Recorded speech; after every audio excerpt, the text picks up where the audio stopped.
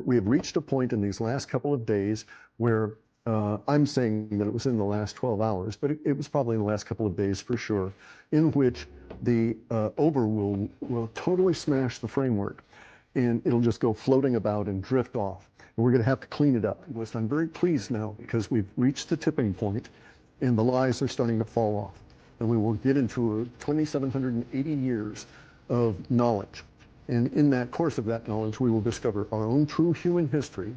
They know that the social order has changed, and that they know that the devolution is in progress, that the Biden and all of those people that put him into power are on their way out, and the media fear the retribution that is coming to them.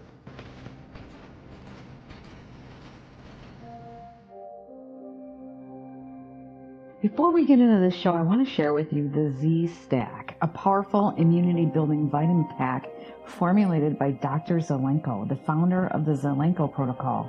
Many of you may have seen my interview with Dr. Zelenko explaining how the combination of quercetin and vitamin C together is a powerful zinc ionophore gun which delivers zinc, the bullet, into the cell where the virus is. Zinc blocks the virus from getting into the cell. Quercetin and vitamin C together are a safe over-the-counter alternative to hydroxychloroquine. Access to this is needed when government restricts and bans effective treatments. Also, it has been established that high normal levels of vitamin D is important for warding off sickness and staying out of the hospital. With the dangers of the COVID shot, we need a strong immune system to keep from getting sick. The danger is getting sick. That's when the effects of the bioweapon shot takes over. The Z-Stack will provide you with a defensive weapon to fight a potential virus. You can see the studies and also buy yours today at the link below or at sarahwestall.com under shop. I also highly recommend C60 gel caps, daily zeolite detox, and my probiotic greens to maintain a healthy body, all of which you can get at my shop at sarahwestall.com under shop.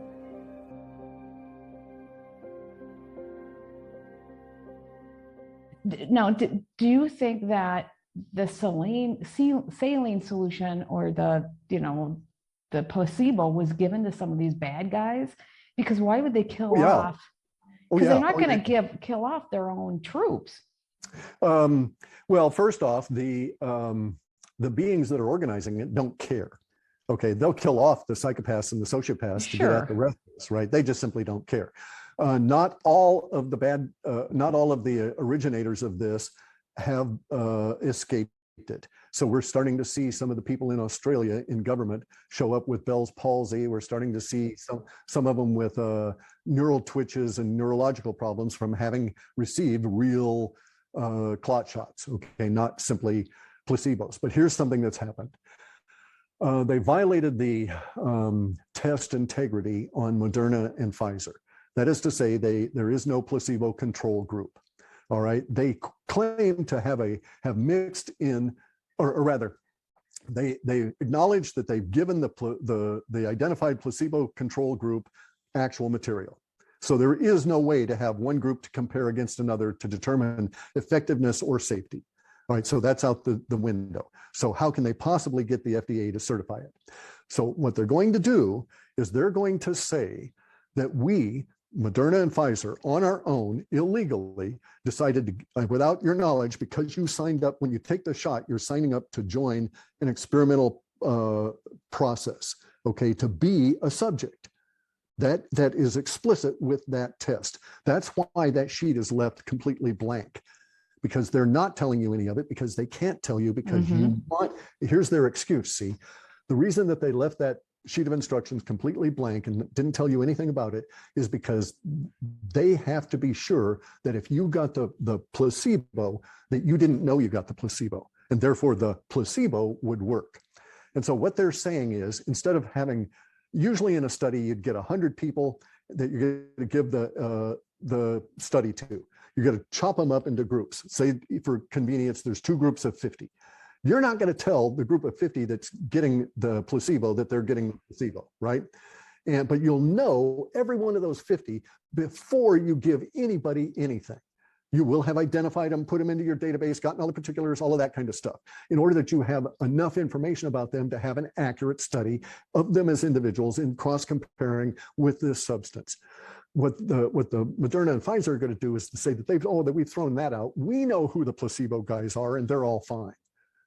They're going to say, to cover their ass and to try and get it effective and get it through the FDA, they're going to say that they have a secret placebo group, and that some of the injections that have been given throughout the general population are placebo, and that's fine, no worries. And that's why the thing was blank, was because that was part of their testing procedure. So you think everyone got the shot who got the shot? You don't think there's any, I mean, other than maybe some of the leaders and stuff, do you think everyone? The leaders, okay, very top leaders that knew this shit was going down didn't take anything. Some of them even refused to actually have a needle attached to the injector, to the syringe. Okay, so you can see people with a syringe cap on it, no needle, and they just push the syringe cap on the arm up here and think you're not going to notice. And this was done with people in Europe and so on. So that's a small cadre. Everybody else got the shot, but here's the thing. There's been wutage, okay, sabotage. So there's people in India and Germany and Indonesia and Thailand and Australia and everywhere that nurses that were recruited to give shots that are just given saline. They're just not doing it. And F you guys. And there's doctors that are just simply giving the people the card that they need to get to work or whatever and throwing the damn vials away. And so that is going on. So it's not quite as bad, but that's not very extensive in the Western world. The places that are getting away with that are mainly in what we would think of as third world countries, where the documentation and all of that kind of stuff is not quite as rigorous, right? So I don't think it is as bad as we are hearing, and I know their numbers are skewed. They're actually saying 46% of the population of the planet has taken one form of the vax or another.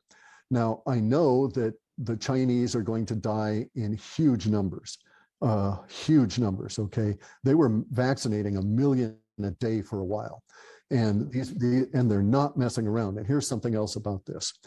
The spike protein and the S2 spike protein, in my opinion, I'm not a molecular biologist, but I'm not that stupid, and I've looked at this. The S2 protein was designed specifically to get at phenotypes in the Asian community and to cause specific problems because of its interaction with the areas that they don't have a lot of, which is vitamin D3.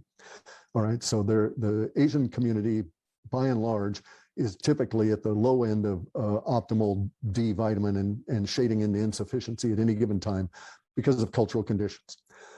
They took advantage of this, and they engineered a product that is very deadly to the Chinese. Now, in my opinion, when the pictures that came out of the trucks rolling down the cities in China, spewing out all of that, the stuff that they claimed was a disinfectant, in my opinion, that was aerosolized spike proteins, because the death rates went massively way up. High.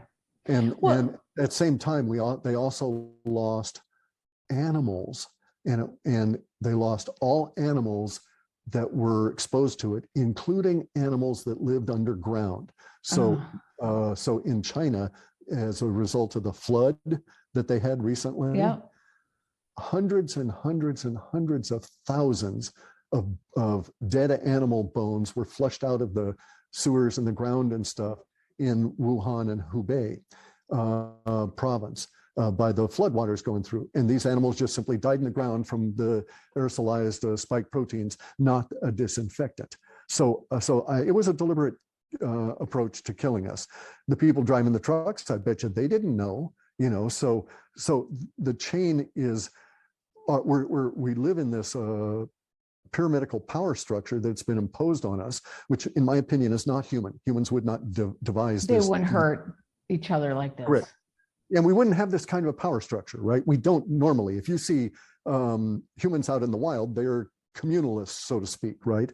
Our power structure of this pyramid top-down kind of thing is in fact exactly how those beings I've met in hyperspace that I call the mantids organize themselves, and how they attempt to organize other places. And they are known to colonize. I've run into people in hyperspace that were hominids, and not humans, but hominids, that have been battling these the bugs, the mantids, for thousands of generations. Some of these places have been successful in repelling them. Well, maybe we will be, because, I've heard from too many people telling me that that there's something controlling us. I've also heard that there's humans on this planet that have their genetics and that they're a problem too. And I don't know. What do you think of that? Okay, so here's the thing. We have Crick and Watson that came up with DNA. Okay, they discovered DNA, right? And at that time, it was decided that DNA was what described our bodies and made our bodies. Okay, so in other words, you could take a strand of DNA, and if you had the capability, you could make maybe a machine that would analyze it. You could recreate somebody's body from that strand of DNA. And this is basically bullshit. DNAs do not describe our bodies. We know this now because we've completely sussed them out. We've completely had the Human Genome Project analyze every gene in the human DNA, right? We know them all. We've got them all linked up. And what do we discover? Well, let's not look at the DNA. Let's look at the DNA in relation to other things. So the Genome Project goes through and it discovers that, we've only got 40,000 genes. That's a problem. Why is that a problem? Because some insects have 30,000. So 10,000 difference between us and an insect, plus humans, we've identified 90,000 proteins in the human body. We've identified that many. It was thought at the time of Crick and Watson that they would discover one gene for every protein. Whoops, that didn't happen. So how do the genes code those 50,000 proteins that are not covered by a gene? So DNA is not what we think of it. My opinion of DNA is different than other people. So I don't believe that humans have alien DNA or any of that kind of thing. I don't believe there's 12-strand DNA, nor is it meaningful, because DNA is not the describer of the body. It does not exist that way. So I'm a woo guy, and I have an explanation for how our bodies come into existence that covers all of the proteins and all of that, but it doesn't involve DNA doing that. What do you think it is? Well, let's continue with DNA for a second, okay? Okay. Because this is important. DNA is part of that resonance thing that I was talking about with the space aliens. DNA is, in fact, your epigenetic programming. So we have 50,000 epigenetic triggers, and epigenetic triggers are multiplicitous in what they do. So a single trigger might trigger thousands of chemical reactions in your body. And an epigenetic trigger can be thought of as like, those plants that will turn to the light as the sun moves around, the leaves will turn. Okay, they're responding to an epigenetic trigger. The light hits a particular point on the cell actually sort of calculates in a way the angle, and it makes the whole plant move by pumping in fluids to move the plant, okay? So that's an epigenetic reaction. Epigenetic reactions can be extremely complex. So dogs have epigenetic reactions. When that same sunlight hits a dog's hair, it makes vitamin D, vitamin C, vitamin E, and all these other vitamins at the base of the hair and then floods the body with it. So the dog's DNA has these epigenetic triggers that cause it to react to the light. So that's what DNA is. And in my opinion, scientists, biologists, nobody will give credence to this idea. This is real woo, right? And in real woo, I say, aha, the mantids, the space aliens, are able to interact with our DNA, all right, through energetic means to cause epigenetic triggers to take over the mind. So you think that there are specific people and bloodlines that are easier to manipulate? Correct. And that's... And in a sense, we're going to have to use muddied words, because we're going to have to use the word genetic in order to mean, because most people hearing this will think of, this is going back to our thing about language. If we say the word genetic, most people will think, oh, inheritance, right? And I don't think genes, I think genes come along with inheritance, but don't control inheritance, right? So our application of the word gene to inheritance, I don't think is quite accurate. There is another mechanism for inheritance that brings along the genes, but it is not controlled by the genes. The inheritance factor is an epigenetic trigger, so it gets really murky. But yes, you're correct. There are humans that, because of their makeup, because of their body makeup, are more exposed to having their DNA pulsed, if you will. So these bloodlines that think they're better than everybody else are really just more easily manipulated by these beings that are pretty bad guys. Correct. They think they're better than us. They, in fact, may indeed be different. If we go back to the original creation stories that have the most ancient roots on this planet, that have evidentiary support that there's something there. In other words, the creation story has knowledge that should not have existed at the time that the creation story existed, unless it was supported by that creation story. So here we have a creation story of the Nemo. The Nemo are these aquatic beings. They're able to create spaceships that are powered by an engine that is liquid copper. And I've done some experiments with liquid copper, and I think that they actually do have something there. But anyway, so they're able to actually move through interstellar space like a star with this liquid copper engine ahead of their spaceship. And they're aquatic beings, and they have no problem being in spaceships for bazillions of years or millions of years or whatever, because they live underwater. They don't have our kind of interaction. They don't have our kind of psychology. And so as far as they're concerned, they're just underwater continuously. So traveling around doesn't bother them. If we look in ancient Egypt, we see that their creation stories have the bull-headed man with the horns and the sphere that's suspended in between the two horns. That's a representation of this liquid copper engine. The Nemo came here. They saw this planet with nascent capabilities. They made a garden out of it. The Nemo are 98% female constantly. They are either sexual, okay? They can make themselves male or female. They do so for the purpose of reproduction, like certain fish here and certain aquatic animals here on Earth. Okay, so they created prototypical hominids out of what they found here. The prototypical hominids that they created here, they made in their image. They had a situation where they had two of their creations. There were 8 of them. Two of these creations fell in love with each other when they were both male.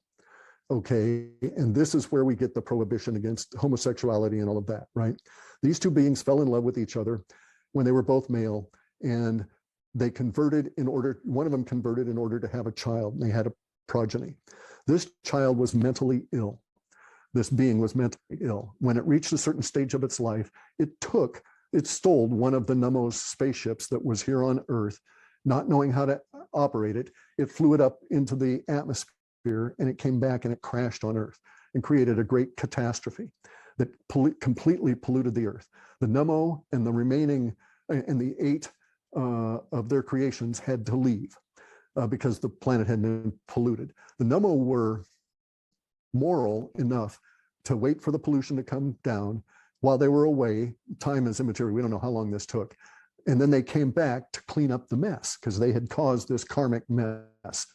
And in that cleaning up, they flooded the Earth with a chemical that destroyed the damage that they had caused, and they set about rebuilding the planet. They rebuilt the planet from the captured images of what we call our genetics, okay? They created the captured images of our body templates, and they recreated all the animals again. This is where we get the Noah story in Gilgamesh, okay, and the Ark. And their Ark was, as is described in the Bible, their Ark, or in the source books for this, the Ark of Gilgamesh and the Ark of Manu in India. It's the same story as Noah. Was described as a 1 foot by 1 foot, or a cubit by a cubit by a cubit black cube. And it was where all the information about how to build our bodies was stored. And then they recreated life here, and then they set about undoing the damage that they had done. In so doing, they thought they had corrected the issues. And so they decided that hominids were not able to be either sexual. And so they assigned us bodies for our lives that are only one sex. So we are not like those who created us. They created a group in their own image, all right? Now, here's where it gets really a little wonky. The bloodline people think that they're related to that being that stole the spaceship, went up and came down and crashed. They think that they're related to the two beings that were both male that created that being. And so they think that they're related to an amphibian or a reptile, right? This is why the whole, yet another reptile cult with these people. Okay, they're into snakes and all of this kind of stuff. And they think there's an affinity between their vibratory state and the vibratory state of these beings. They are not wrong. That there is that affinity down to a small amount because when the Nemo came back, all 8 of those beings came back and have created us, right? Now, it gets a little bit stranger than that. The Nemo were here in history, way back in history. Lots of history passes and other beings come here. There are proto-humans here. There are humans here at that time. Some of those humans include humans with our DNA, I hate to use that, but our template of modern Homo sapiens sapiens. At that time that these other beings come here, they land and they start fucking with us, changing us. When those other beings come here, they tell us that their name is Aloha. Many of them are Elohim. And they set up 15 centers around the planet to craft the slaves that they needed. And we are the remnants of those slaves. At some point in our history, we had a planetary rebellion against the Elohim. And we may have driven them into Antarctica. I'm not sure that it's an Elohim that's in Antarctica. That's a different issue, right? There's much uncertainty there. But the Elohim were defeated and thrown off. And this is the story of the Tower of Babel that was told to us by the reptilian cultists. So they because they were reptilian affiliated, they think, because they think they have DNA from these reptiles, they think they have the right to be in charge. Thus, the divine right of kings that we inherit. They've been the ones that have been describing the history to us. And so they put on us this idea that the Tower of Babel was for us, that period of time, was for us to try and emulate the gods. It was not that. It was we used their weapons against the Elohim. We learned how to use their weapons and turned against them. And we led a rebellion. And I say we, and this is where it's going to get really freaky, okay? But because we're going to have to be factual and adult, even in the woo world, I'll state it this way, even at risk of offense. We were the white people, okay? The Elohim really screwed up. And there are records in Olmec Olmec drawings. They don't do drawings, sort of bas reliefs and inscriptions. And these people predated the Mesoamericans that we call the Aztecs and the Incas and the Mayans.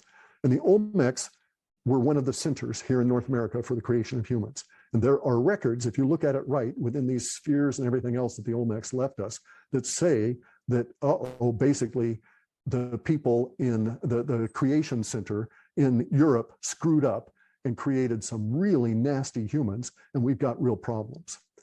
And those really nasty humans were the white guys, and we set about at that time organizing the rest of the slaves, and we took over this planet. And then everything went to hell because the power structure was gone and we didn't know what to do and so on. And so we were at that point a species without a history and without a framework of our own understanding of who we are and where we came from and what we are and what the universe is. And so, of course, everything has been really wonky ever since.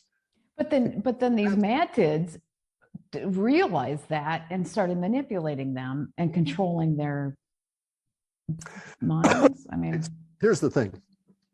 The mantids are perhaps ancient beings. Maybe they were the original beings. So the mantids predate the Elohim, they predate the Nemo. The Nemo and the mantids and the Nemo and the Elohim are not compatible. Okay, they all have their own agendas. And so the mantids may have come here after we kicked out the Elohim because we kicked out the Elohim. They may have been here while the Elohim were here and were battling, and they may have tricked the Elohim into creating white guys just so that we would kick them out.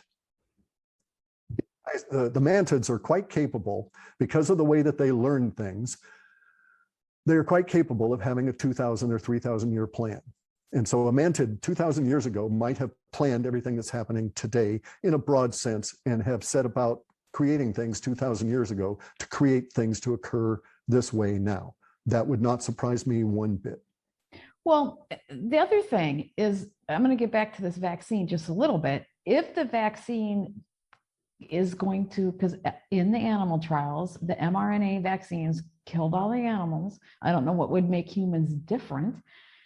That's going to take down our government power structure in and of itself. It's going to take, I mean, if it's going to kill a lot of our politicians, it's going to kill a lot of our doctors and lawyers and people who work at, power plants and schools and universities. I mean, it's going to dismantle the system. That's part of the devolution, right? Now, this, I don't know that, okay, so the self-organizing collective that includes some military people here in the United States and also military people around in other countries around the planet, that self-organizing collective, which I know to be active since the 90s, knew that there was going to be a bioweapon launch, okay? And they had done a lot of stuff to derail those plans. But I don't think, or I have no way of knowing how deep in the woo these people are. So they may just see the bioweapon as being running back to the CCP and stopping there, or going back beyond the CCP to Fauci and stopping there, and then going all the way back to Tavistock back in the 1920s and the examination of schizophrenia in the Royals. I don't think they see that, right? There might be a couple of people in there, but I bet you that they're not telling the other military people about this real woo stuff. The military mind, this is, okay, so I'm a military brat. I spent 17 years actively in the military, living, in it as a result of being a military brat. And I'm not very compatible with military. I love the military guy. Really? You are so different than what the military mind would be, but Correct, keep going. correct. Yeah. But to a certain extent, I inculcate that culture, right? Sure, sure. I'm a martial artist, all of this kind of thing. But I'm a woo guy. And so I have authority issues, right? Because I'm a woo guy, not because I was a military brat, not because I saw all the stupidity, but that sure reinforced it. So our military, I don't think, is capable of handling all of this. And I think it would be very difficult for many of our military to understand that at some point we may actually have to take physical kinetic weapons and go up against space aliens. They're going to look so weird that, your mind is going to have a hard time grasping what you're doing. And we may indeed get to that stage. But we're a long way from that, I think. We've got many years of this. Bear in mind that the last major upheaval that these aliens engineered was the period of time from 1904 that ran through 1947. And the key pivotal event in that was not the rise of Germany or the Weimar Republic. It was what they did to cause the creation of the Soviet Union and the shift, from the Tsar over there. And they're trying exactly that same playbook right now, and it is failing here in the United States. And this was going to be their coup de grace. They're essentially creating what they did in China and what they created in for the Soviet Union. They're trying to do that here in the United States. Right, and that is a mirror. Okay, so this is why I know, or this is why I suspect that we're dealing with a mantid down in Antarctica, because my interaction with the mantids. All right, so when you get into hyperspace, you get there through massive psychedelics. It is possible, if you have a bent mind, if you're schizophrenic or whatever, to control this experience to a great degree. And I had the skill, and I was able to recognize, mostly after the fact, that certain things had occurred and then analyze it. And one of the things that occurs is that when you're interacting with the mantids, they do not have the ability to screen their thoughts. And this really upsets them as much as they can get upset. They're really strangely emotionally like wood. I mean, that's why I think of them as fibrous. There's just not much motion there. And placid satisfaction would be great joy to us, right? And so they are disturbed. They're not really worried or whatever, but they are a little bit freaked out by us, because in my interaction with them, I discovered that they bleed out stuff when they're trying to push on you. If one were to take an Aikido approach and let them push, but then reach around and look at what's pushing on you, you can suck out information out of them. And so the mantids are organized the same way the communists tried to organize Russia, tried to organize any other communist country they've ever gone to. This top-down pyramid structure is identical to how the mantids work, and that is built into them by their reproductive system, because the mantids are truly insects. And here's the weird part of this. My initial interaction with the mantid, there was a very old mantid, and his mind was extremely powerful, and he was running a hyperspace laboratory, and he pushed me out of that laboratory with his mind. And I was young, I was fit, I was very angry. So I went right back there and blasted him right back. As soon as I felt it, I figured, oh, I can do that. And so I pushed energy right back at him, and it nonplussed him. He was like, well, he didn't expect that. And then he did everything he could to get me out of there. He couldn't get me out of there. And then in a short period of time is not meaningful there, he collapsed the laboratory and I was back into the general hyperspace. But it showed me many things about how the mantids work. And in that experience, I discovered by sucking information out of them, how they organized. And here's their thing. This old mantid was expecting a new boss. All right. That new boss was going to show up, and I had no time frame or anything, and was going to tell him what to do. That new boss was newly hatched. That new boss knew everything that this guy knew and tons of other stuff that this guy could never learn, because mantids only can really learn effectively when they're in this like pupae stage, when they're being fed all these chemicals.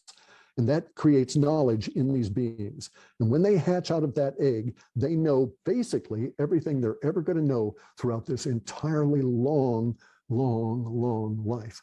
They do learn, but it is horrible as that. But keep going.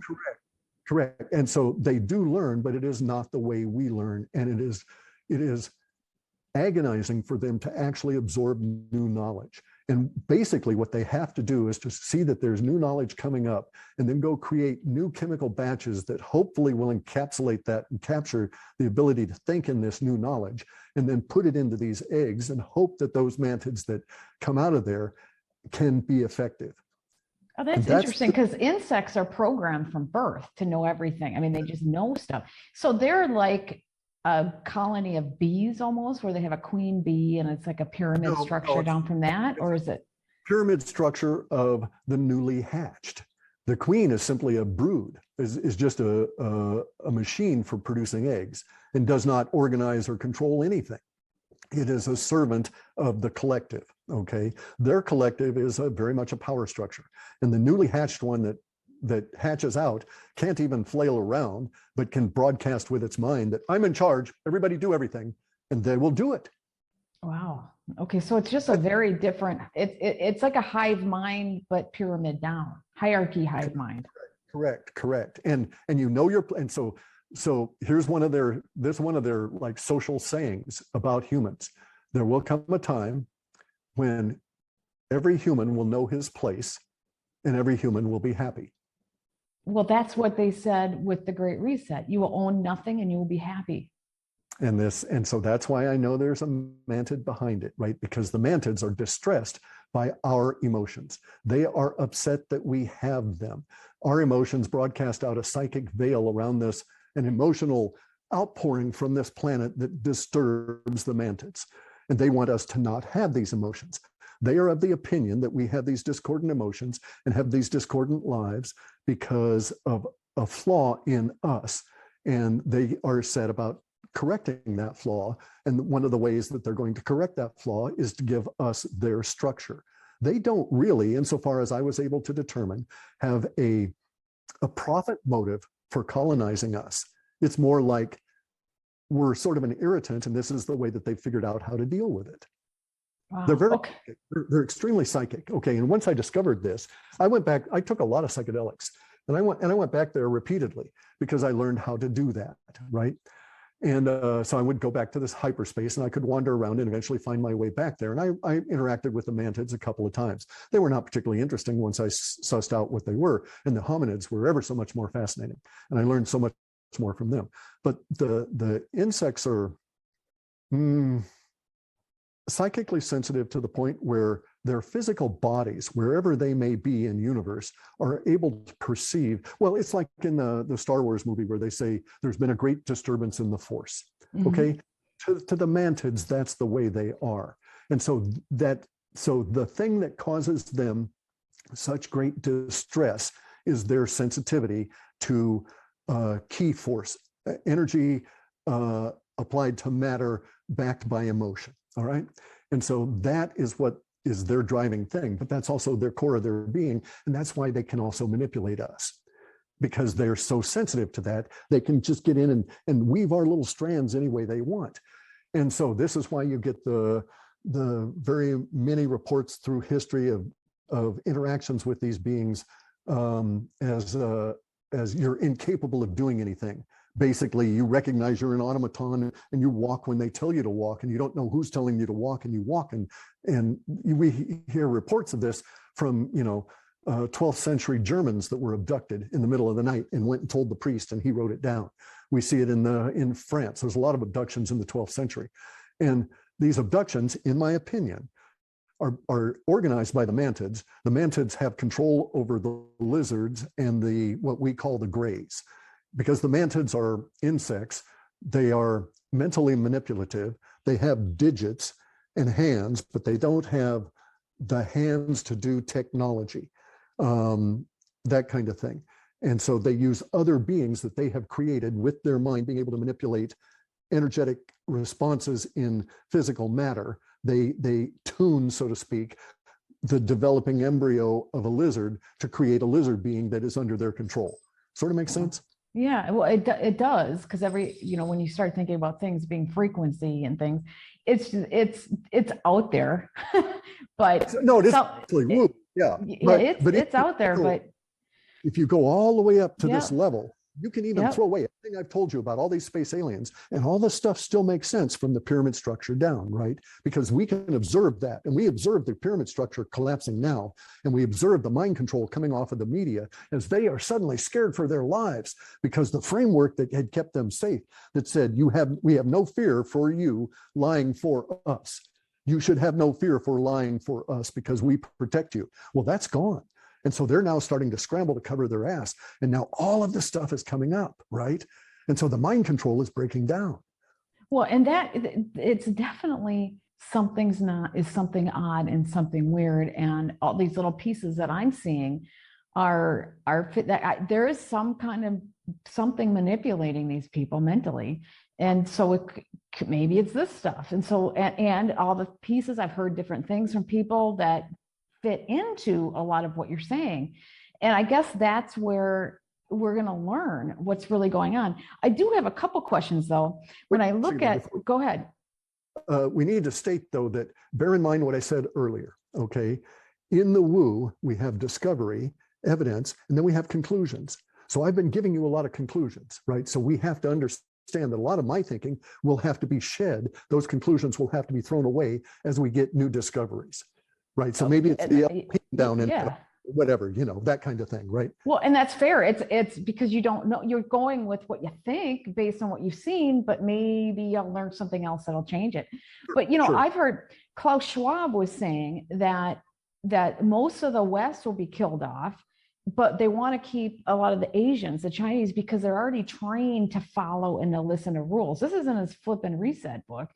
And but they need to get rid of those of us that won't. Yeah, look at Karl Marx. Okay, yes. So Karl Marx was a Jewish guy. He was third in a chain of command in the creation of communism, writing the Communist Manifesto. And he was, the other two guys were Jewish too, I think. It's immaterial that they're Jewish, right? Other than their frequency may have been able to be manipulated, all right? But they were paid by the Fabian Society to write all this stuff. And Karl Marx, he was a hateful individual, just terrible individual, really twisted in his own deviant sexuality and abusive. And this individual, in his Communist Manifesto and in his other writings, indicated that the Serbs had to go, the Poles had to go, part of the Lithuanian population had to go. There were about 60 different groups of Chinese that had to go. Most of the whites had to go because we were incapable of resonating and coming up to the grade of the communist revolution, and basically being adaptable to the top-down power control pyramid structure that we always see with communism. And so even back when in the 1840s, they were identifying racial groups that had to go. So eugenics, right? And so, all right, no, so you can see xenophobia. You could see two human tribes, and you could see these tribes having problems with each other, competing for resources and having warfare.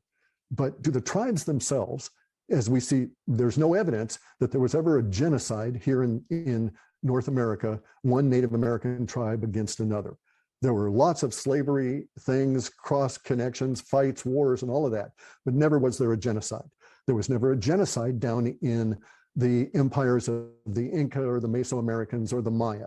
They killed lots of people. They had many wars and stuff, but it was territorial, it was resources and so on. It was not an attempt to eliminate a phenotype of humans. This elimination of phenotypical humans is, in my opinion, only something that can come from the outside.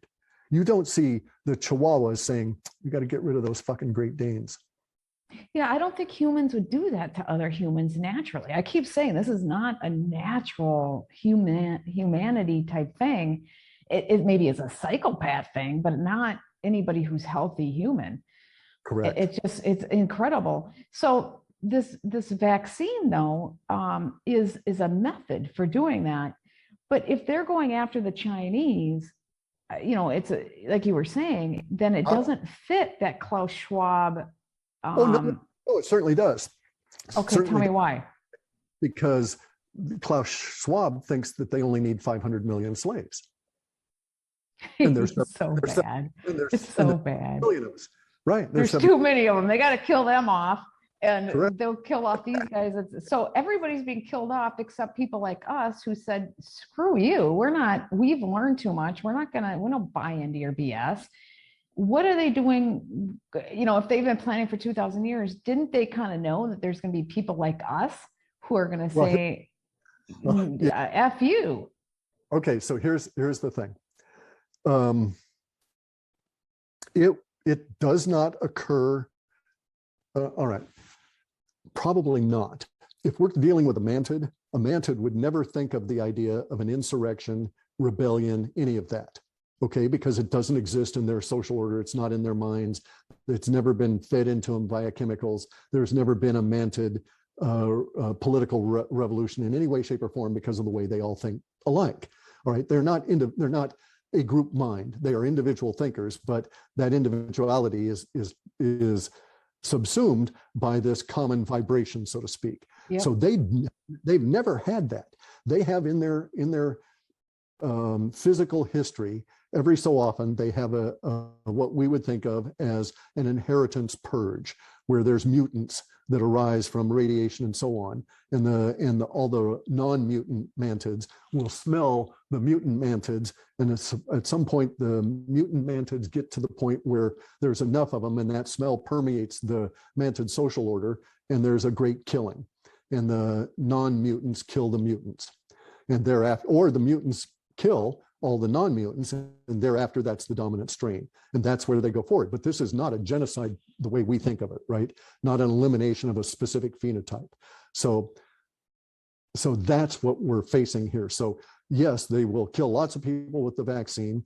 It did not occur to the mantid, would not occur that there would be people like us that would say, to hell with that, and they would just simply not see that. They would deal with it in the aftermath of that. That's how they've always dealt with it. So I had talked to hominids that had effectively kicked the mantids out of their planetary systems, and the one hominid that I had a great deal of discussion with about it, who taught me a lot of stuff, we exchanged information, tells me that the battles were fierce and long, and they actually had mantids living in their solar system, and so they had to deal with them that way physically as well. But that the mantids have a sort of like they have a broom in their mind and they sweep up dirt, but their broom has holes in it and it leaves dirt, and they only see that dirt after the fact, and then they have to go try and build a new broom that wouldn't have those holes. So they have this weird kind of approach to dealing with problems and obstacles. And the thing that makes them so terrible to deal with is that the mantids can decide to increase their population. They could double their population in probably 2 days if they decided to. Okay. Oh, wow. So they have a pretty difficult, but we think differently. We have a strategic advantage because of how we think, but they have other strategic advantages. So we are a strategic advantage, the fact that we don't think like them. And that's why they think that we're a herd animal. And so that's why they're trying, and we are in a lot of ways. The people who are doing things are like sheep. They're trying to keep them like that. But those methods don't work for everybody. We're like, in fact, I don't want to do it. If all the sheep are doing it, then, I might think differently just because I don't want to be like, so there's some people like that, and they don't know what to do with people like that. Right. There's also another compounding effect going on here. And that is that there's different energies in reality. And so they were harmonious. The mantids, the control of humans, was harmonious in the age of the Ram and the age of Pisces. In the age of Ram, that is the coming together of the groups, the formation of the religions, empires, and so on. And then in the age of Pisces, it was the control, everybody schooling together. That was very compatible with top-down organization. But in the age of decentralized knowledge, which is Aquarius, that energy alone disrupts their plan. That was why the Mantids or whoever was pushing so hard to get all this stuff done before we slipped into the age of Aquarius.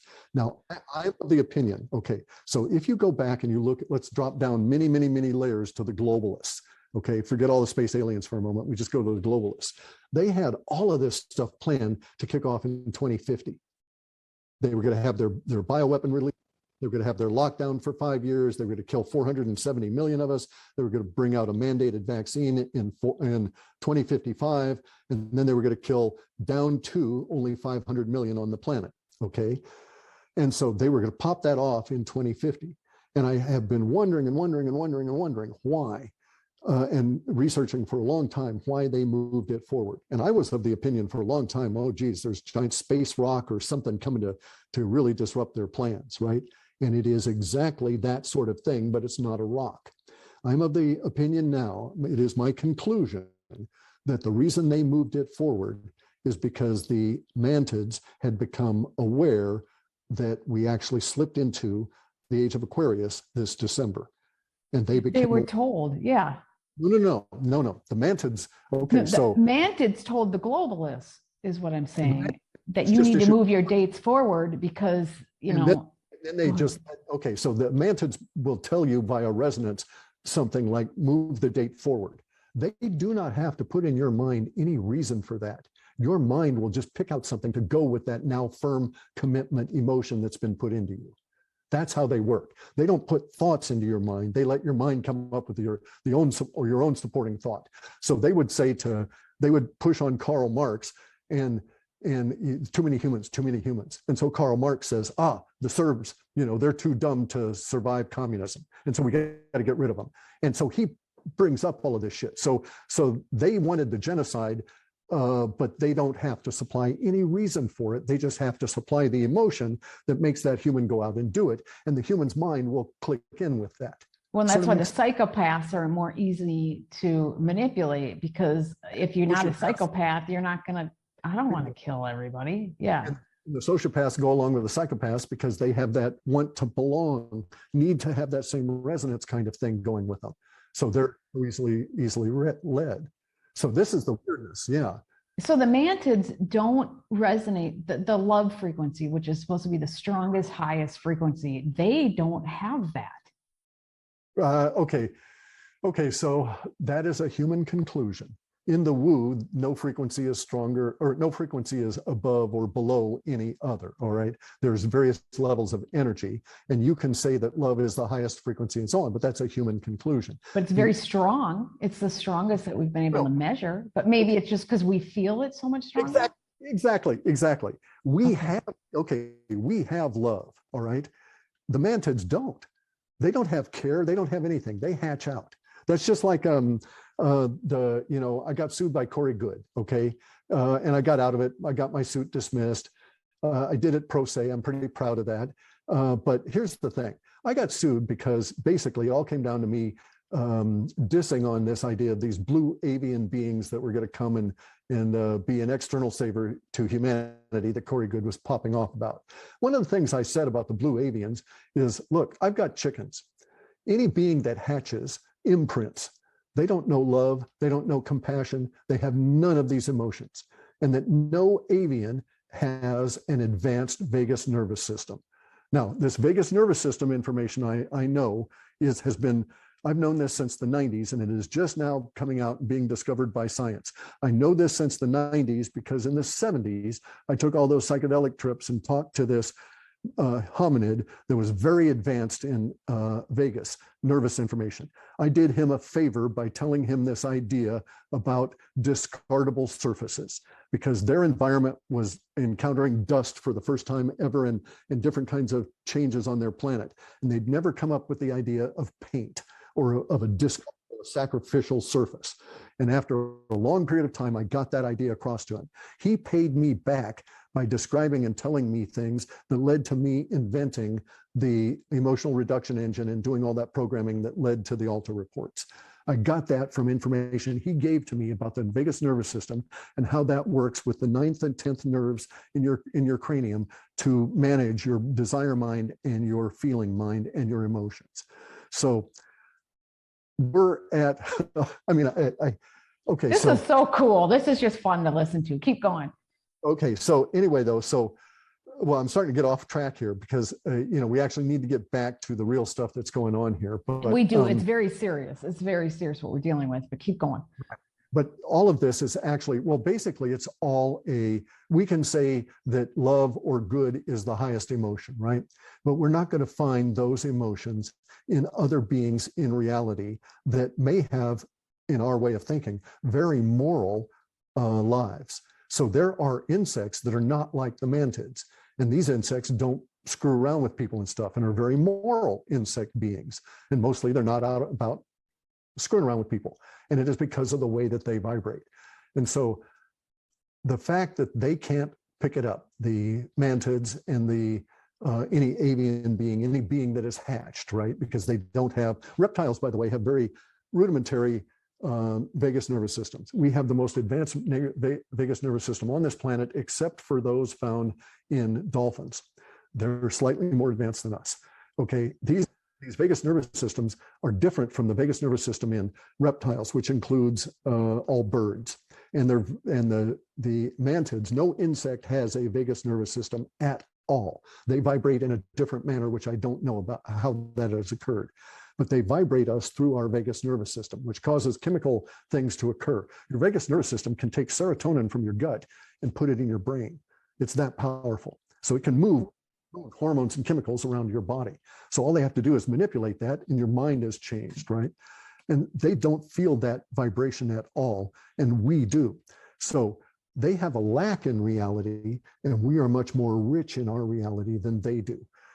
And this hominid I talked to said that basically that's the way it is with hominids, that if you encounter another hominid, unless they're under the control of the mantids, they're probably basically okay guys in this whole class of beings with vagus nervous systems. And the vagus nervous system that we have differentiates from the reptiles and everybody else because it has fat on it, a layer of fat that shields it. Okay, so the reptiles are extremely easy to manipulate from the mantid's viewpoint because there's no fat shielding over it's called myelin. It's around the nerves. And so they get right at the nerves and cause things to happen. If they've got mentally to go through that fat, it causes them problems. So this is real woo, but if you have a vegetarian diet and you have seed oils, you don't have real fats in your body. Your nerves are no longer having fats replace the sheathing around them.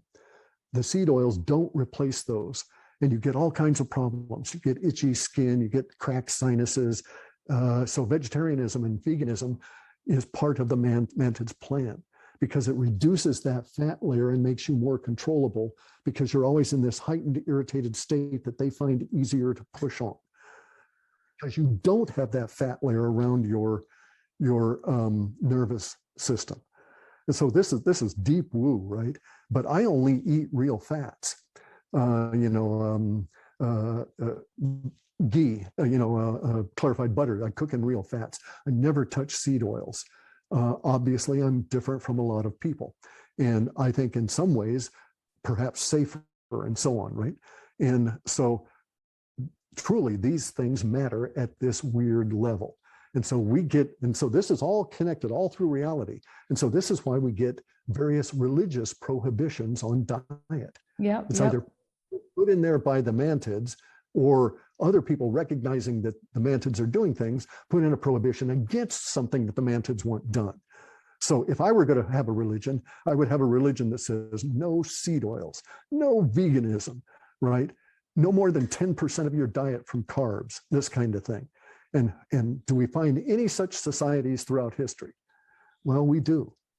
And we find them in the Mongols, okay?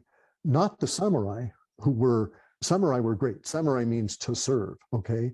The Mongol, what we think of as that word, the two phenomes, Mongol, in their language does not mean the people, as in most things. It means to own, because these were herders, okay? And the Mongols were superior warriors. And we think of the Mongols, we think of Genghis Khan, which was the height of the Mongols. They conquered probably a quarter of the civilized world. They killed maybe a tenth of the civilized world. And there was just this horrible, horrible killing binge that Genghis Khan went on with the Mongols. And it continued after his death as his sons took it up. And they ravaged the Muslim world. And it was their goal to kill not the Muslims, but the infiltrators. They were after the space aliens that they thought were controlling, the demons that they thought had taken refuge in the Muslim world. So they were trying to get rid of the mantids? They were trying to get rid of what they thought and the best they could. Correct. And we see these same kind of things in history in North America. We see history in the Salish peoples. We see history throughout all of the native peoples of their interactions with what they describe as inimical sky beings, okay? Angry sky beings and this kind of thing, who controlled the giants and who did all these nasty things to them. And they would hide from them. And up here in the Salish country, there's little like nursery rhyme kind of things, not nursery, but little rhyming kind of discussions that in the past would tell you how to go and hide from when you saw the beings flying around. And so, this is really ancient, this battle that's going on now. And it goes to all of this stuff that's hidden from us. And all of the people that are listening to this, they're going to have a real hard time with this if they're sort of in normie land, still stuck within that old framework of academia and that structured history that Fomenko and all these other people are now disassembling because it has been fake. Well, it's over the top. It's just everything. All I know that I've seen is that what they've been telling us is not true. There's way too much information. Now, when you look at the Chinese and the globalists, I always thought they were, because they've used the United States as a tool, the globalist has for years, maybe with some other beings manipulating them.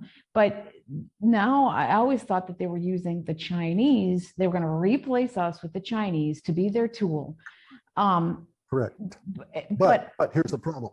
But there's some issues now go ahead, with the Chinese and the globalists. Go ahead. Yeah. Okay. So there's many issues for the globalists with the Chinese. We say Chinese, but there's like 140 phenotypes. 140 phenotypes of humans that live in what we call China, and we would call all of those people Chinese. And we don't go to the trouble of saying an African Chinese or, so we don't differentiate that way. We're looking at them in this big broad brush. And so that's the CCP, right? It's not the Chinese, it's the Chinese Communist Party. Okay, now here's the thing about the Chinese Communist Party.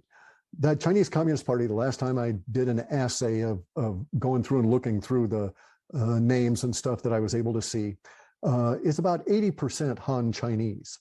All right, so there is a racial group that has always been the emperors. That's the Han.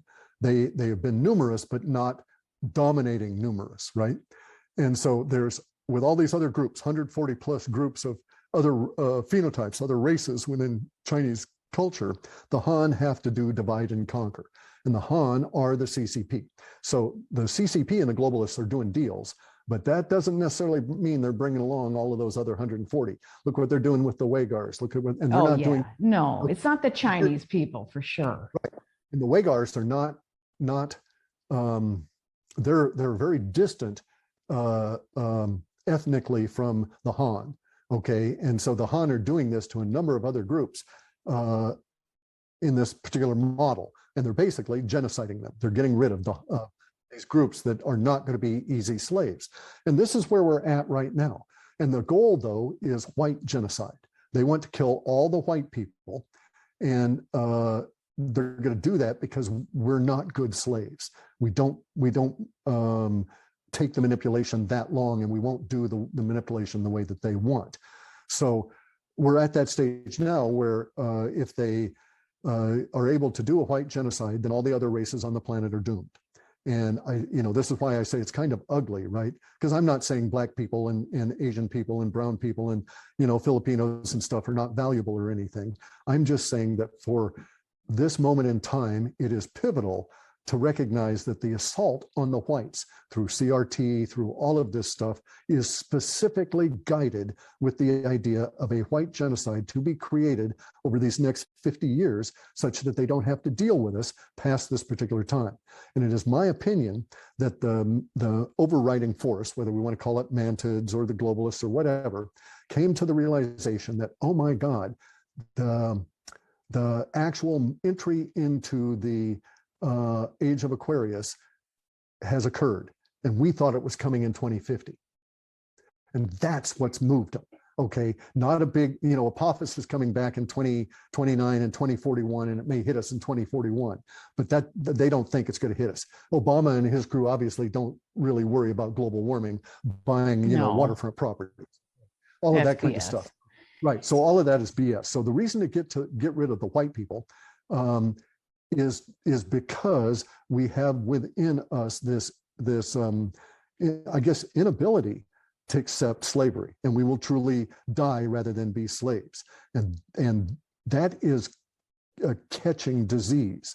That is wild, outrageous thought to the powers that be. They don't want the other. Hasn't there been a lot of white people in history that have been slaves, though, or no? Oh, sure, all the time. Okay. And it inevitably short circuits that whole slavery process and kills that whole society.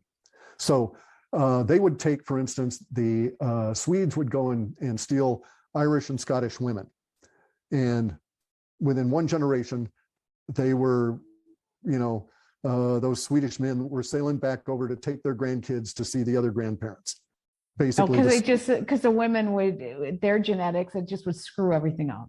Right, they just take it over. Right now, you make male slaves out of white people, and they did this in Rome, and Rome lasted maybe an effective 100 years after that.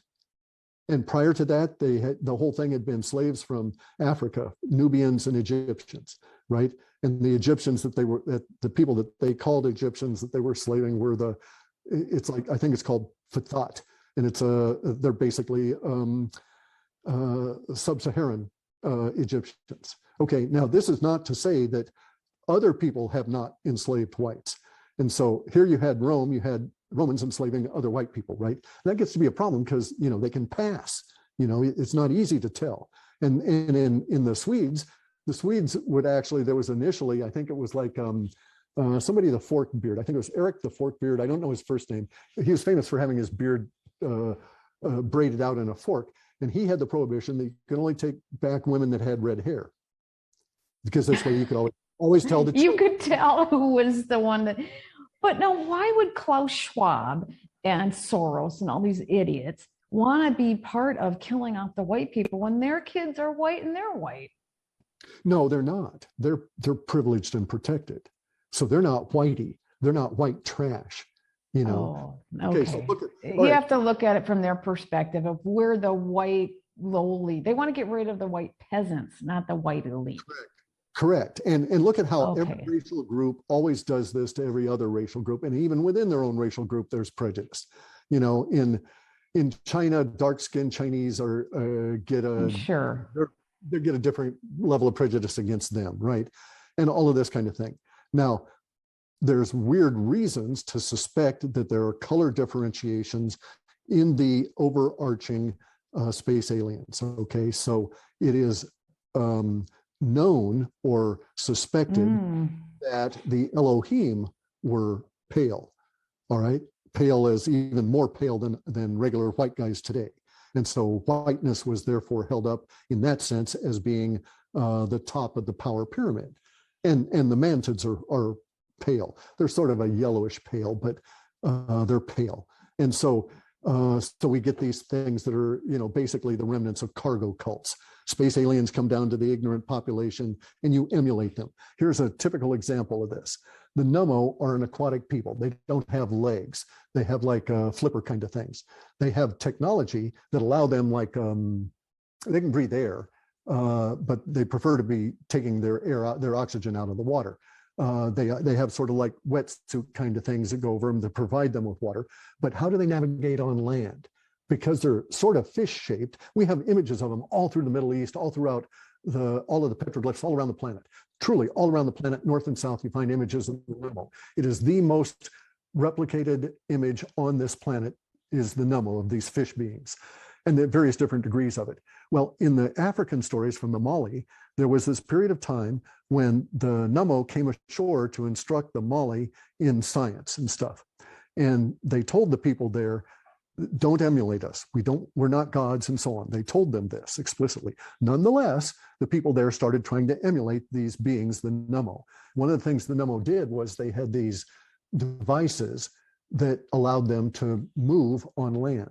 These devices were basically what we would think of as like jet packs, only they just emitted a forced air kind of a thing that suspended the Nummo a few inches off the ground, and they could direct them like a Segway, right? So they could lean and move and stuff. And so they floated, right? And so that brings up all kinds of issues in our language as well, all of those images that just have drifted down over the ages. But here's the thing about this. The Nummo found the Mali people crafting shoes out of lead to wear in emulation of the Nummo. And the Nummo had to go to some great difficulties to tell the people that, no, you guys don't have to. You're adapted to this. And in fact, if you wear lead shoes, you're going to injure yourself because you're no longer going to have contact with the earth, right? But we are not of this planet. And obviously we can't walk. Therefore, we need these things. Don't emulate this. So this is the cargo cult mentality of humans and our mentition that we have to deal with. And the problem, I think, is because we don't have real human history. Well, so it sounds like the Nemo were quite ethical, moral in their. Oh yeah, oh, incredibly so, because these are karmic beings. It is my, if you want to go real woo, I mean, okay. So here's another one of those C60 moments, Sarah. Okay, you remember that time, right? When we had that discussion and we brought up something that altered the planet. It did. Okay. It sold out the whole industry and C60 became a thing. The tipping point happened. Right. And it was just because of our vibrations between the two of us talking about this. So let me give you my ultimate woo at this stage. I may get a more ultimate woo later on, but this is my ultimate woo. It is known by people in the woo that human beings are a triune being. We have three minds.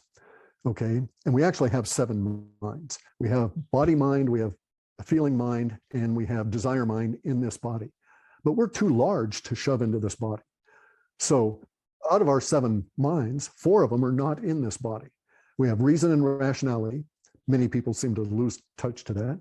And we have knowing and thinking. Okay, knowing is what we would call intuition, where you just know. Okay, and thinking is actually done outside of our body. We don't think in our brains, which is obvious. Anyway, though, so it is my conclusion, and so it can be thrown away, but it is my conclusion to take from the woo that we are the Nummo. Really? The Nummo had a very interesting physiognomy, okay? And these beings are eternal. These beings are not immortal. These beings would change themselves to female in order to have a child, to birth a new Nummo.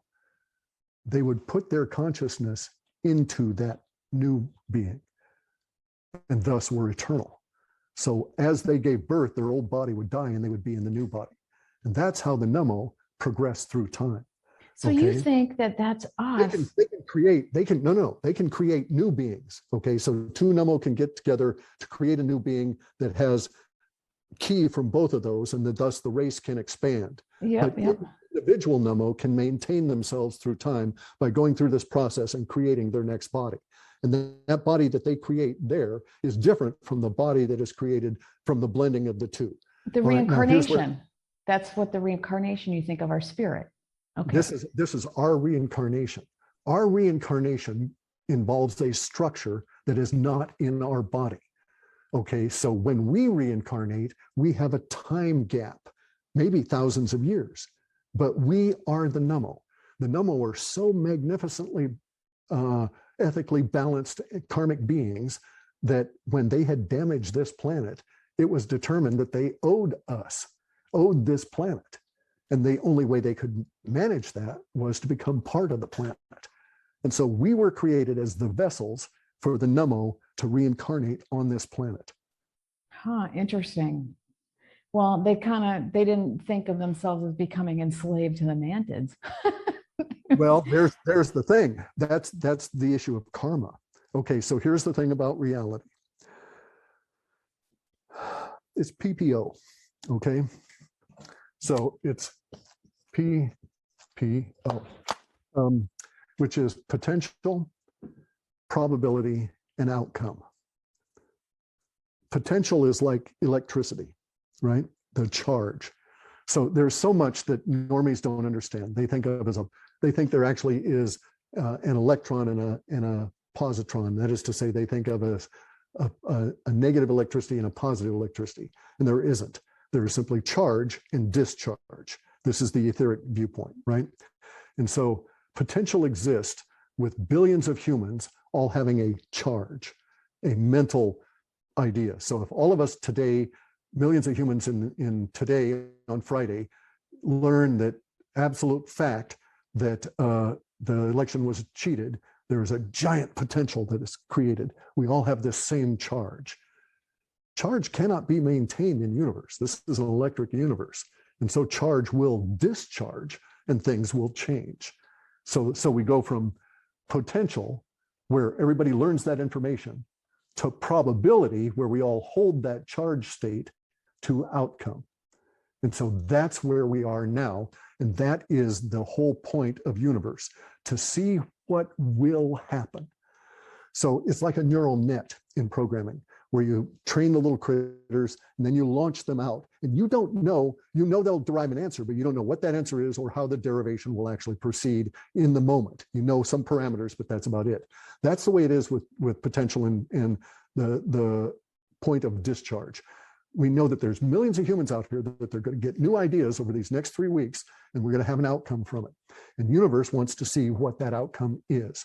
And so I dispute all of the people that are mucking about in woo-woo that say that there are multiple timelines, or that every time you make a decision, a new universe is created, kind of a thing, right? And that you bifurcate based on that decision. Universe doesn't work that way. Universe wants to find out what will happen. So it sets up the potential, a test, by creating the probability of us getting this knowledge, and then the potential of that charge existing, and then to see how we discharge. Universe loves surprise, right? If we think of ourselves as, in the Hindu sense, as being within the dream of God, God knows everything, so God loves surprises and wants to see something that is not known, something new, to get that shock of the new, the flush of the new. That is the whole point for universe. For humans, the whole point of human life is to discover what should be done and what should not be done.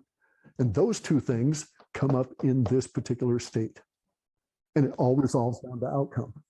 Well, and let's get into your Alta reports, because it's all based on this. It's all based on this charge, and then the change and the emotion that causes this charge, and then what that will drive. And your Alta reports have been incredibly accurate over time. I mean, your time, you don't really know. And I've been told by really good psychics that time is the hardest thing to, I mean, it's impossible to figure out the timing. But Timing to is, be, yep. yeah, timing is very difficult. But your Alta reports are now proving out, which is really cool, actually. And I think that's why so many people are listening to you to figure out what the hell is going on. Now, are your Alta reports showing that this is going to be, like what is going to happen over this year? Are we going to see massive changes? Like, is the United States going to collapse in the sense over the next couple of years in the way that we know of the United States? And is there going to be a rebirth of the US as to what we originally wanted it to be? I mean, because we have, in a period of chaos and change, the opportunity, you have so much opportunity there. It's going to be really dark, but go ahead. In chaos, there is opportunity. Okay, so we will have potential, and we will have, or probability, and we will have potential. Okay, so in chaos, we're going to have opportunity, and you are quite correct.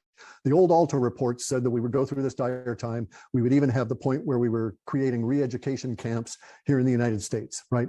And we've got those things now. They're doing concentration camps and so on. Those are going to be put to a different use. All right, we will use those, but not in the way that the powers that be had anticipated. And we are indeed going to go through a period of time where, probably as of yesterday or the day before, the American empire is collapsing today, tomorrow, the day after, and so on. It's collapsing. Okay. Now, out of those ashes of this, we will throw away the petrodollar, and we will throw away the globalists, and there will emerge a rededication to America and Americana and constitutional republic. And the Constitution part is going to be separated from America and will be applied to the whole world. It will be handed out. Okay, people everywhere are going to be involved in this. It is so. I've always termed it in the Alta reports as AmRev 2, American Revolution 2, in which we finish the job, right? But it's more than that, because it's our fourth turning is synchronizing with a first fourth turning for the whole of humanity. So we're having an American Revolution that's going to go through everybody on the whole planet.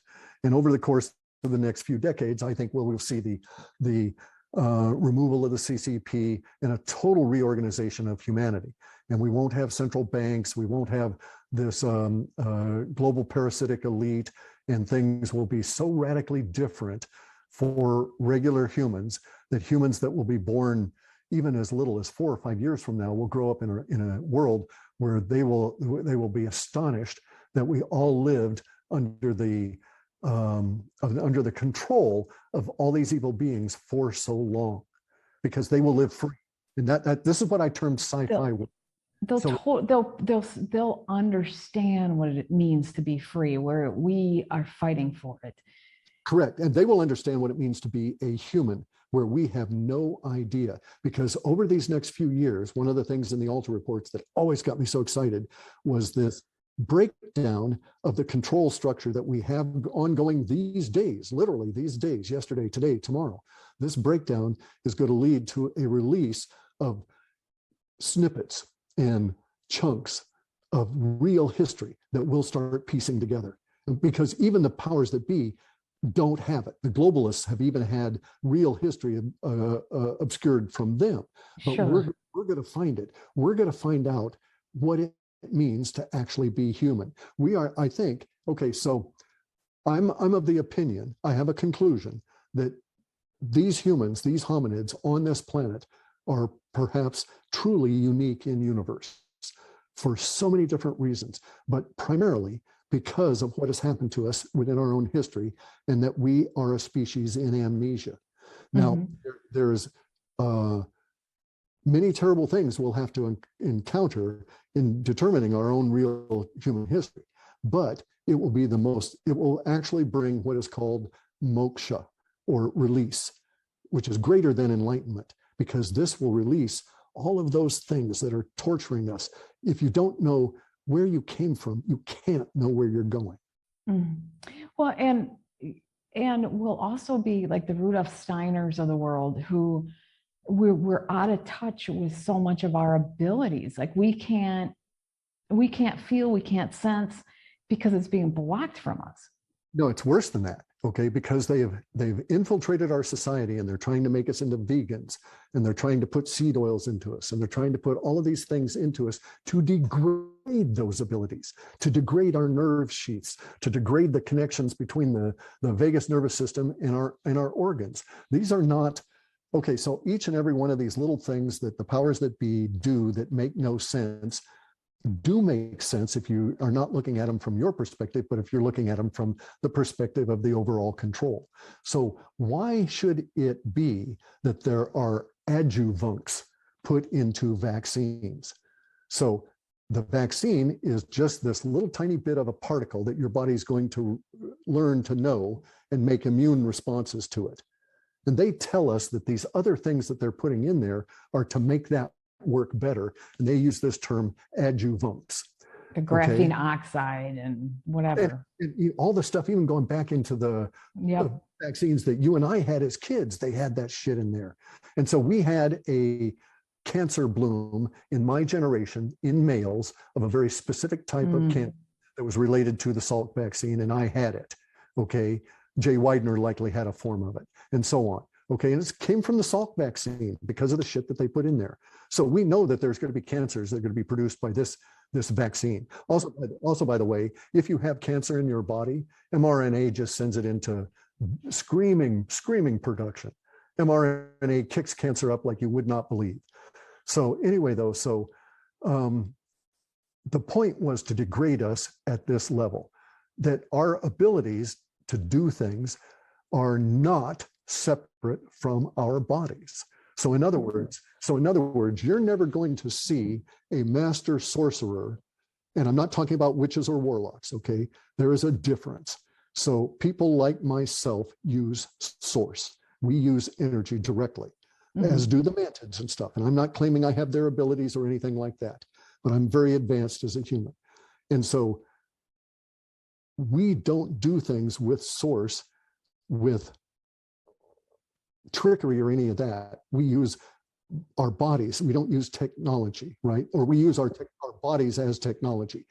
So you've got to know your body. You've got to have, your nerves good. You can't have jangly anything. So you're never going to have a sorcerer that looks like Johnny Depp.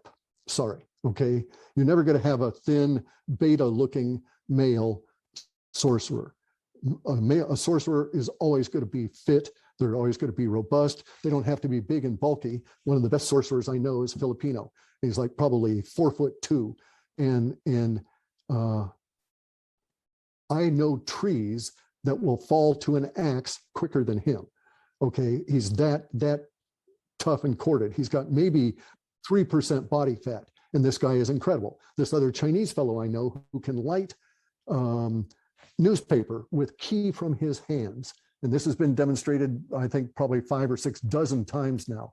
And this guy can take a chopstick and drive it right through wood, merge the two, not push out a chunk of the plywood, but merge that chopstick. Wow. Yeah. Okay, with his key. And this guy is he's like this, with all, just like all of his little muscles and everything, right? You've got, this is the kind of effect you get when you have your body at that level. And this is what we need for the sorcerers.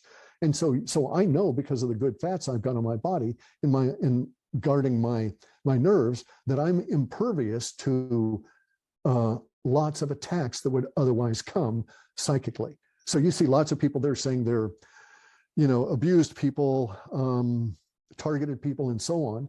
And a lot of these people could do things to prevent that, right? And you can take these approaches. So humans have to manage themselves in this very chaotic period of time, especially that we now have these extra energies pouring in from space.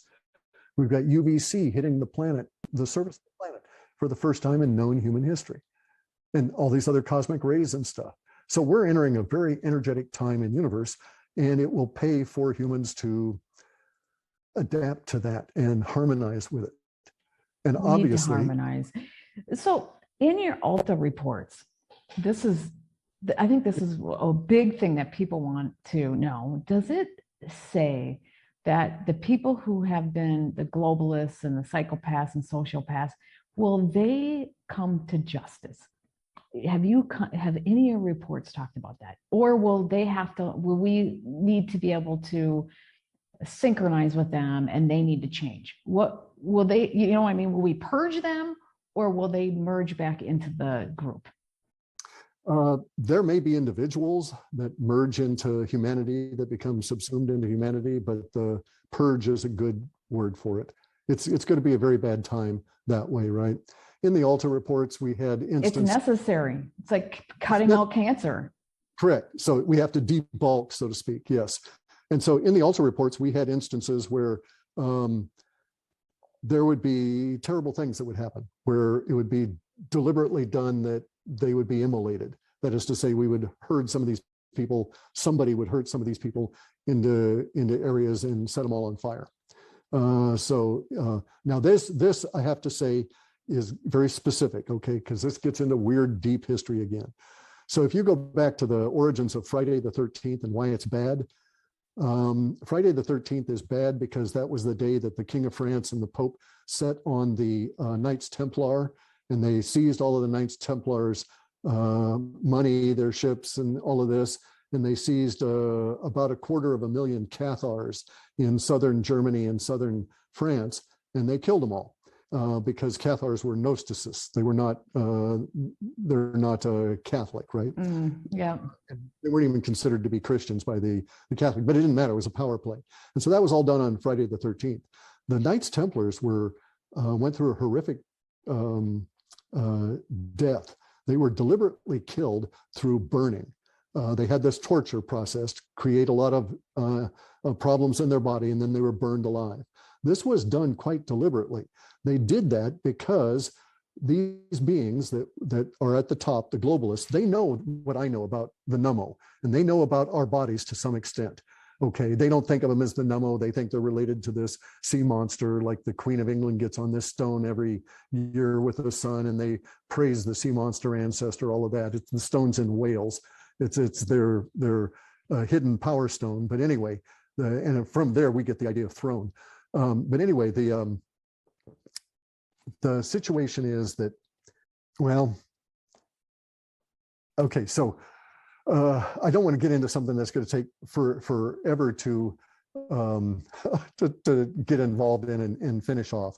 But so the Alta reports are flawed.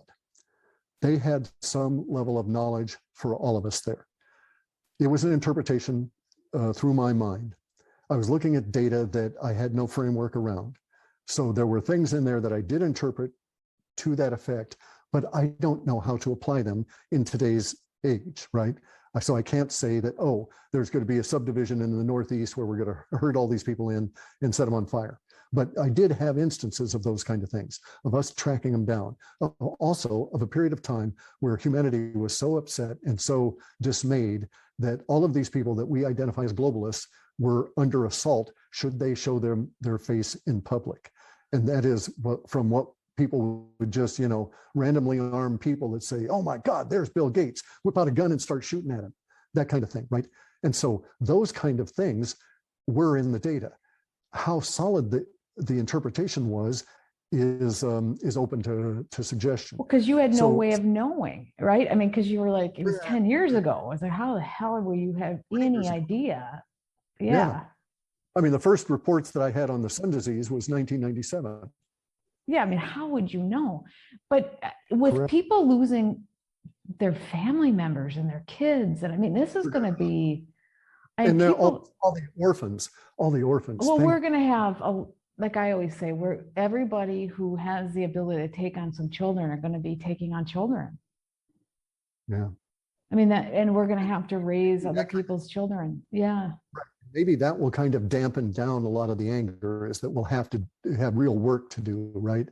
But there are going to be lots of angry people that will be acting out.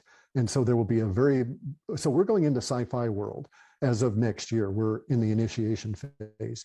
That year of initiating us into sci-fi world, 2022, the year of initiation, is not going to be any less chaotic or any less dark but it will be less dark, because at least we will know that we're on a path that leads us out.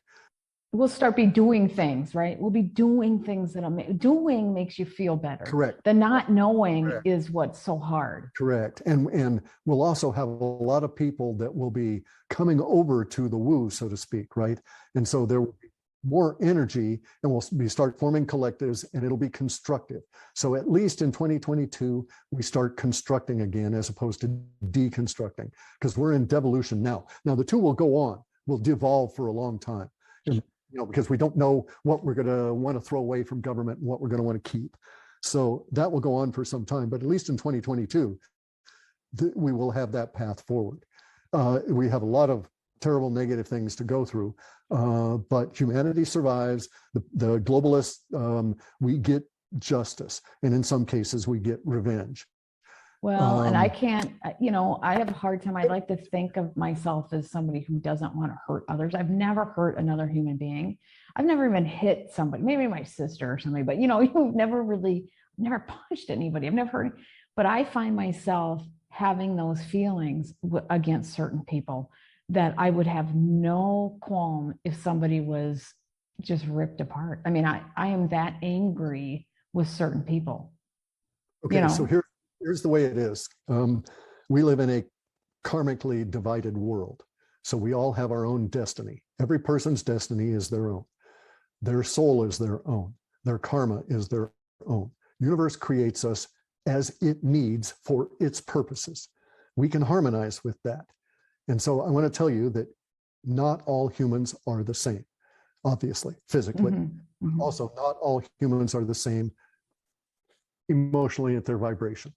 And so you should never take revenge, okay? This will damage you more than it will aid you, okay? The reason that people like myself are created is for this dirty work, all right? So I was created as a warrior, but I'm a warrior in the sense of Sitting Bull, okay? A warrior is to protect the innocent, defend the defenseless, that kind of thing, right? And to do what needs to be done. There is only one justification for taking another human life. Everything else is a crime. We are in that period of time where that justification will be seen. And that itself is a terrible thing. But you need to take certain lives to keep them from really hurting others. And that, correct, I think would be justified. I'm a warrior, but in a different way. I'm a warrior to save lives, and I'm always a fighter. I'm always fighting for the underdog. I don't know. That's my being. And I'm here to, you're right. I'm not here to hurt others, because that's not, I guess I'm not that type, but I sure the heck am here to protect others and to save others. Right. And see, there are some people that are born to do this. Universe makes us as it needs. I mean, people just don't recognize this. The idea of all human lives I'm a constitutionalist. So everyone is born with equal opportunity, but not everyone is equal when they are born to any given set of criteria, right? So not everybody is going to be a good soldier. Not everybody is going to be a good doctor. Not everybody is going to be a good scientist. And so we are not as the mantids, where you can just shove us into these roles exactly and expect us to go. We are not, created in the egg to fill that role. Thus, humans cast around figuring out basically, what the hell am I going to do with my life, and who am I? And this is the disturbing part to the mantids and their organization, but it is a necessary part to humans, and we would not have the trouble that we have being ourselves if we were not living in this shell that has been imposed on us by the top-down organizational structure that keeps trying to fit us into roles rather than let us discover. And so this is why this is a great time for me. Sci-fi world is a great time of infinite discoveries by every single human on everything. And so it opens up everything. We will have many dark discoveries, but it is also a very great and exciting time. I'm of the opinion that the data sets, we're talking about a period that might run 18 or 20 years after we are successful here. So maybe that 18 or 20 years begins in like 2025.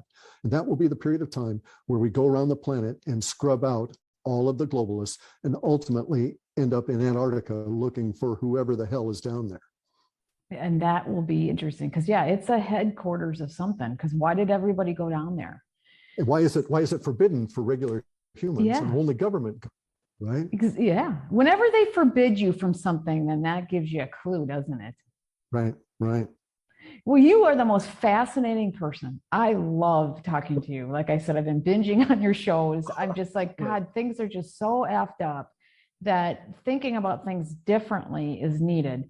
And you just give different perspectives and get your mind out of that box and start thinking about things differently. And that's what whether your conclusions are right, doesn't matter. It's the getting out of them, thinking about things differently. And that's what we need to do. And also don't hold on to your conclusions. We're in a period of time where we're swimming in the woo. And so you're going to run into stuff that'll change your conclusions from moment to moment. And that's good. That's okay. It is okay. Yes. Solidify on its own. And sometimes I just kind of go waffle around with no conclusion. Do you feel that way too? I just go, okay, I got these facts all drifting around. I don't know what it is. I feel better once I have a framework because then I can run. But when I don't know, I just kind of put it on the shelf. And sure, let it percolate. Right. Yes, exactly. This is the way humans should work, right? We don't know, whereas the structured beings, because of the way that they get that structure, they do know, but they only know to that extent. We at least recognize there are things that we don't know. That was something I was really, these you get into taking psychedelics, it really, it's kind of a cliche to say it opens your mind, but if you can do these kind of things, a lot of people can't. And I think that there is some capability within our bodies that prevents people from actually reaching hyperspace. So for instance, Joe Rogan has talked in such a way that I know he's been there. All right, in talking about his DMT trips, but he was just in and out in a flash, and he had no real cohesion or competence while there. But psychedelics are a technology, and I know that there are corporations now that are investigating psychedelics. Oh, yeah, for a long time now, right? Right, and they're paying people to go on psychedelic trips and trying to bring back information and stuff, right? And because of my being outspoken on this subject, some of these guys have contacted me. Yep. And the really funny part of this is these guys are being paid to take these trips now, and they're having a good time and all of that. It will be 20 years before they actually are able to extract knowledge from the explorations they're doing now, just because of the nature of that technology. And these corporations don't recognize that. Really? Wow, that's interesting. They think, you go there and you got it right now. It doesn't work that way. Interesting. Because I know a lot of people I know a few people that I talk to that have been subjected to testing. And they take the kids, or usually at kids' age, who they think have more of those psychic abilities, and those are the ones they want to work with, because they have the ability to, and then they give them drugs and all sorts of crap and do all these tests because they've been testing on them because they want to tap into all that. And they do it to people who are supposedly more intelligent and have more psychic ability. And then NASA, go ahead. NASA is running that program. They've sent people all over the planet. I know people in Nepal that they contacted, and they're missing the point. That's the whole thing, is that I was laughing with these guys, and this guy in Nepal is a guru, and he had a NASA interview, and they pay him for him and stuff. He was very pleased about that. But anyway, they're missing the point, because they're taking these kids, and that is the Chinese approach. That's the top-down approach. That's the factory farming approach. Okay, 99.99% of these kids will never mature into a psychic. The whole psychic thing depends on how well you keep your body fit. You got to get your nerves correct and all of that. Plus, it's how you do your key. So these people they think that the ability is native. They think the ability is could be trained by them. It's like creating an entrepreneur. Right, exactly. That's just not how it works. It doesn't work that way. And so they don't recognize that the technology already exists and has been in existence for thousands and thousands of years. They just don't like the technology. So NASA has been investigating people that can go out in the middle of a snowstorm in the Himalayan mountains, strip down to their underwear, wrap themselves in a wet sheet, at minus 30 degrees and dry that sheet with their body heat and not be cold. Okay. And they know these people are there and they're doing it with them and they're extracting their blood and doing all this kind of stuff. The reason that those people can do that is because they have immersed themselves in training for that technology. It's called meditation. Mm-hmm. NASA just does not want to deal with it, right? They just don't want to deal with it. They want to shortcut it. And so, yeah. And it just isn't going to happen. This has been an amazing conversation. Now, before you leave, you got to tell people where they can reach you, where they can get your, I don't know if you're even doing altar reports anymore, and just give us your spiel. Okay, so I've got a channel on BitChute. It's CLIF_HIGH. I post on Twitter under the same handle, and mostly I don't mess with my website or do any of that. I'm not selling the altar reports anymore. I'm not running the data. Once we got into the censorship, it just made no sense. And then I had cancer and died and got into the lawsuit, that crap. So no, the cancer and dying was good, truly. You learned a lot. You are just amazing. Thank you, Clif. Thank you for giving me all this time and listeners all this time. I really appreciate it. And I'm going to have you back. I don't care. I'm going to force you to come back. No worries. Send me a link when you've got it and I'll pimp it out. Absolutely. Talk soon. Okay. Bye.